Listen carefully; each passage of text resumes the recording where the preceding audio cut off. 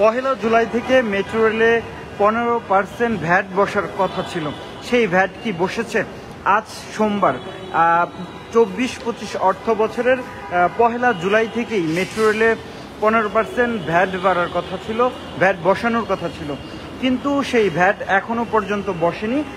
কার্যতই বলা যাচ্ছে যে মেট্রো রেলের যে ভাড়া, সেই আগের ভাড়াতেই মেট্রো রেল চলছে। আজকে থেকে ভ্যাট বসার কারণে ভাড়া বৃদ্ধির কথা থাকলেও ভ্যাট বৃদ্ধি হয়নি।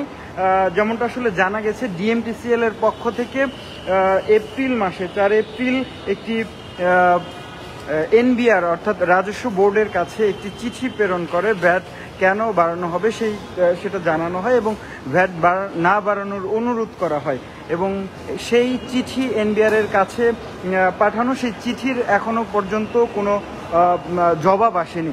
ফলে বলা যাচ্ছে যে সরকারের পক্ষ থেকে যে 15% যে ভ্যাট বাড়ানোর কথা বলা হচ্ছে, সেই ভ্যাটটি আসলে এখনো পর্যন্ত বিবেচনাধীন রয়েছে। জানেন যে বেশ কিছুদিন আগেই, গত 1 মাস ধরেই কিন্তু আলোচনায় ছিল মেট্রো রেলের ভাড়া আসলে বাড়ছে কিনা। নতুন বাজেট বাস্তবায়ন করার পর থেকেই আসলে এই যে মেট্রো রেলের ভাড়া, সেটি বাড়ছে কিনা সেটি নিয়ে এক ধরনের উদ্বেগ রয়েছিল জনমনে। যদিও মেট্রো রেলের ভাড়া নিয়ে সরকারের বিভিন্ন মহলে আলোচনা সমালোচনা হয়েছে,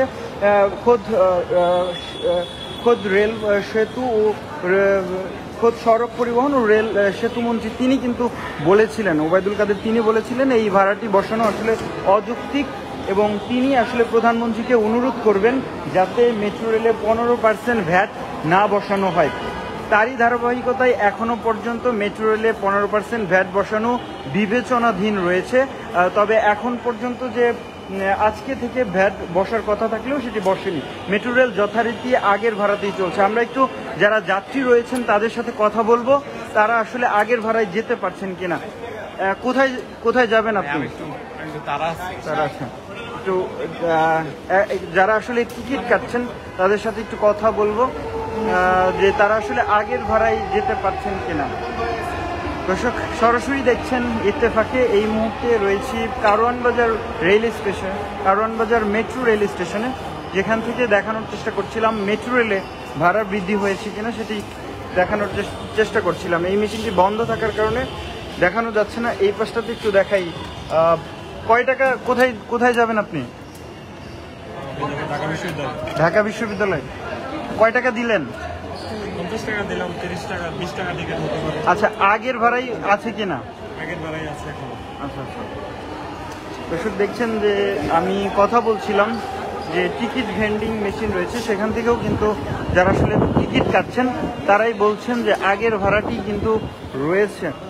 আরও কয়েকজনের সাথে একটু কথা বলি যারা আসলে টিকিট ভেন্ডিং মেশিনে টিকিট ক্রয় করছেন। দর্শক, মেট্রো রেলে ভাড়া বাড়েনি, যুক্ত হয়নি ভ্যাট, এবং যার ফলে মেট্রো রেলে আগের ভাড়াতেই আসলে চলাচল করতে পারছেন যাত্রীরা। একটু কথা বলি ভাই, কয়টা টিকিট কিনলেন? কোথায় যাবেন? আচ্ছা, আগে ভাড়া কত ছিল, এখন কত হয়েছে? সেম আছে, 20 টাকা। আচ্ছা, ভাড়া তো বাড়েনি। আচ্ছা, 15% ভ্যাট বসানোর কথা ছিল, এটি এখনো বসেনি, এটি কিভাবে দেখছেন? এটা ভালোভাবে দেখছি, যদি বাড়ায় তাহলে আমাদের জন্য অবশ্য যারা রেগুলার যাতায়াত করে ওদের জন্য কষ্টকর হয়ে যাবে।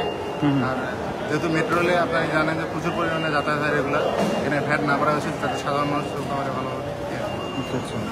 দর্শক, সরাসরি দেখছিলেন ইত্তেফাকে। এবার টিকিট ভেন্ডিং মেশিন থেকে দেখানোর চেষ্টা করছিলাম। আসলে এখন একটু দেখবো যে লাইনে দাঁড়িয়ে আসলে যারা টিকিট কাটছেন তাদের কাছে একটু জানতে চাইবো যে মেট্রো রেলের ভাড়া কি বেড়েছে কিনা। দর্শক, জানেন যে আজ থেকে 15% ভ্যাট বসানোর কথা ছিল, তবে সেই ভ্যাট আসলে এখনো বসেনি, আজ থেকেও বসেনি। তার প্রধান কারণ ডিএমটিসিএল এর পক্ষ থেকে, অর্থাৎ মেট্রো রেল কর্তৃপক্ষের পক্ষ থেকে এনবিআরকে, রাজস্ব বোর্ডকে চিঠি দেওয়া হয়েছে। সেই চিঠির জবাব এখনো আসেনি, যার ফলেই এখনো পর্যন্ত তারা আসলে যে 15% ভ্যাট বসানোর যে সিদ্ধান্ত সেটি বাস্তবায়ন করেনি। সরকারের এখনো বিবেচনাধীন রয়েছে। আপনি তো কোথায় যাবেন? সচিবালয়। টিকিট নিলেন, কয় টাকা লাগলো? 20 টাকা করে। আচ্ছা, আগে কত ছিল? আমি তো রিসেন্টলি যতবার পারে 20 টাকা করে পারে। আচ্ছা, 15% ভ্যাট বসানোর কথা থাকলেও আজ থেকে বসছে না, এটাকে কিভাবে দেখেন? না, এটা যদি বাড়ে তাহলে জিনিসটা আমাদের জন্য একটা ভোগান্তি হয়ে যাবে, কিন্তু বর্তমানে যেটা আছে যদি থাকে তাহলে আমাদের জন্য ভালো হবে জিনিসটা। 15% ভ্যাট বসার কথা ছিল আজ থেকে, সেটি এখন কার্যকর হচ্ছে না, বিবেচনায় রয়েছে প্রধানমন্ত্রী। এটাকে আপনি কিভাবে দেখেন? এটা তো অবশ্যই বসানো উচিত না, যেহেতু এটা একটা সবার জন্য একটা দ্রুত আপনার সব জায়গায় যাওয়া যাবে। সো পেটটা না বসানোর পর পেটটা না বসানো খুব ভালো হয়েছে, সরকার আমি সমর্থন করি। দর্শক সরাসরি দেখছিলেন ইত্তেফাকে, আপনাদেরকে দেখানোর চেষ্টা করছিলাম। একটু কথা বলি আপু, আজ থেকে 15% ভ্যাট বসানোর কথা ছিল, সেই ভ্যাটটা আসলে বসছে না। না বসায় আপনার কি মনে হচ্ছে, মতামত কি, বসানো উচিত ছিল কিনা বা না বসলে ভালো হয় কিনা? কোথায় যাবেন? আচ্ছা, আজ থেকে ভ্যাট বসে এটা জানেন কিনা? আচ্ছা আচ্ছা, ঠিক আছে। আরো কয়েকজনকে একটু জিজ্ঞেস করি। আজ থেকে 15% ভ্যাট বসার কথা ছিল, সেটি বসছে না, এখনো পর্যন্ত বিবেচনাধীন রয়েছে। এই উদ্যোগটাকে কিভাবে দেখেন? বসানো উচিত কিনা, উচিত না? না না, এখানে মূলত স্টুডেন্ট হাফ পাস ছিল, এটা তো এখানে নাই, যেহেতু আমাদের অনেক কষ্ট হচ্ছে, রেগুলার ক্লাস করতে আসতে হচ্ছে। ওর দিয়ে আবার যদি ভ্যাটটাই ইনক্লুড করে আমাদের জন্য আরো বেশি প্রবলেম হয়ে যায়। আসলে জিনিসটা ভালোভাবে নিচ্ছি না, আমি চাই যে যেরকম আছে ওরকমই থাকুক। এখন পর্যন্ত বিবেচনাধীন রয়েছে, প্রধানমন্ত্রীকে কি বলবেন? বলবো যে এই কাজটা যেন উনি না করে। আমি চাই যে যারা হচ্ছে সাধারণ জনগণ আছে তারাও যেন যাতায়াত করতে পারে, উচ্চ যারা আছে তারাও যেন করতে পারে, যারা স্টুডেন্ট আছে তারাও যেন করতে পারে। সবার জন্যই এটাও ভালো হয়, যেহেতু আমাদের প্রথমে একটা ভালো কিছু হয়েছে, তো সবারই উচিত এখানে ভ্রমণ করার জন্য। দর্শক সরাসরি দেখছিলেন কারণ বাজার থেকে, এবং কারণ বাজার মেট্রো স্টেশনে রয়েছি। দেখানোর চেষ্টা করছিলাম যে মেট্রো রেলে যে ভাড়া বৃদ্ধি, সেই ভাড়া বৃদ্ধি হয়েছে কিনা সেটি জানানোর চেষ্টা করছিলাম। আরও একজনের সাথে একটু কথা বলতে চাই। মেট্রো রেলে 15% ভ্যাট বসানোর কথা ছিল, কিন্তু আজকে থেকে বসছে না, এখনো পর্যন্ত বিবেচনাধীন রয়েছে। এটা কি কিভাবে দেখেন? আসলে এটা একটা ভালো একটা দিক, এটা ভালো একটা দিক। এভাবে যদি হয় তো আমরা অবশ্যই জন্য উপকৃত হব। মেট্রো রেলে ভ্যাট বসা উচিত কিনা? এটা উচিত না, কেন প্রয়োজন এটা আসলে কখনো উচিত না। ঠিক আছে। দর্শক সরাসরি দেখছিলেন কারণ বাজারের মেট্রো স্টেশন থেকে, আপনাদেরকে জানানোর চেষ্টা করছিলাম আজ 1 জুলাই থেকে মেট্রো রেলে 15% ভ্যাট বসানোর কথা ছিল, কিন্তু সেই ভ্যাট এখনো বসানো হয়নি। আগের ভাড়াতেই আসলে যথারীতি মেট্রো রেল চড়ছে।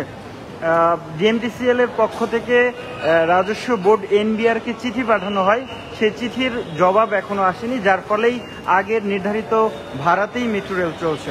দর্শক, এতক্ষণ দেখছিলেন ইত্তেফাক, আপনাদের সঙ্গে ছিলাম শেখ নাসিরউদ্দিন।